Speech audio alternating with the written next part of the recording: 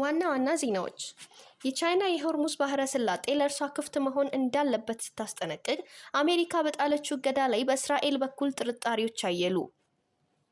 ኢራን የኒውክሌር ማበልጸግ ፕሮግራሟን እስከ 5 ዓመት ለማቋረጥ ሐሳብ ያቀረበች ሲሆን አሜሪካ ግን ውድቅ አድርጋዋለች። ሰላም ጤና ይስጥልን ውድ የግሬስ ቲዩብ ተመልካቾቻችን፣ እንደተለመደው አዳዲስና ወቅታዊ ዜናዎችን ይዘንላችሁ ቀርበናል። እንግዲህ እናንተም እንደተለመደው ሰብስክራይብ እና ላይክ በማድረግ ቪዲዮውን እንድትጀምሩ እናሳስባለን። ከዜናዎቹ ጋር ግሬስ ነኝ፣ አብራችሁን ቆዩ። የቻይና መከላከያ ሚኒስቴር የሆርሙዝን ባህረ ሰላጤ ለሀገራቸው የንግድ እንቅስቃሴ ክፍት መሆን እንዳለበት ጥብቅ ማሳሰቢያ ሰጡ።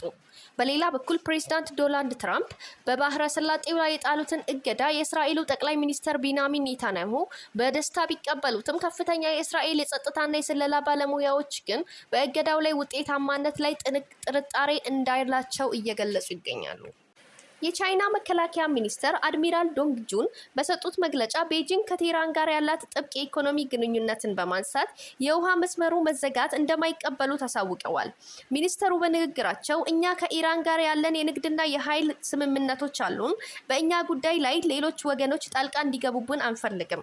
ስለዚህ የሆርሙዝን ባህረ ሰላጤ ለእኛ ክፍት መሆን አለበት በማለት አሜሪካ ለጣለችው እገዳ ቀጥተኛና ግልጽ መልእክት አስተላልፈዋል። በእስራኤል በኩል ጠቅላይ ሚኒስትር ኔታንያሁ ከአሜሪካ ፕሬዝዳንት ጋር ያላቸውን የጠበቀ ወዳጅነትና ቅንጅት ለሕዝባቸው ለማሳየት ከፍተኛ ፍላጎት አላቸው።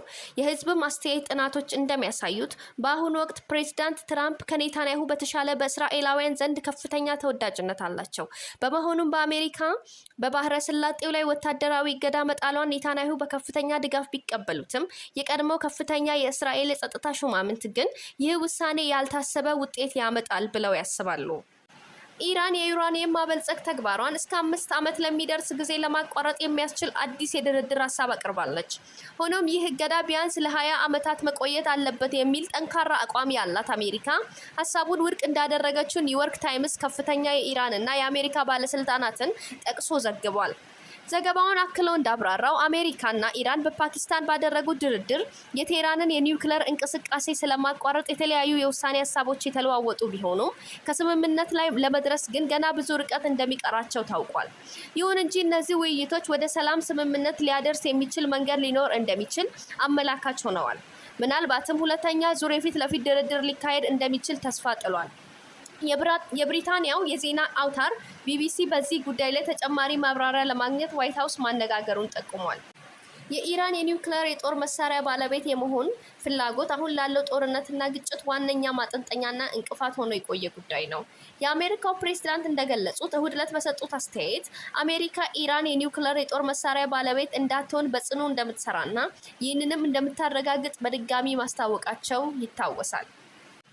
ተመልካቾቻችን እየተከታተላችሁ የምትገኙት ግሬስ ቲዩብን ነው። እንደዚህ አይነት ፈጣንና ትኩስ ዜናዎች እንዲደርሱ ላይክ እና ሰብስክራይብ ማድረጎን አይዘንጉ እያልኩ እኔ ከወዲሁ እሰናበታለሁ። ግሬስ ነበርኩ፣ አብሬያችሁ የነበርኩት። ቸር ሰንብቱ።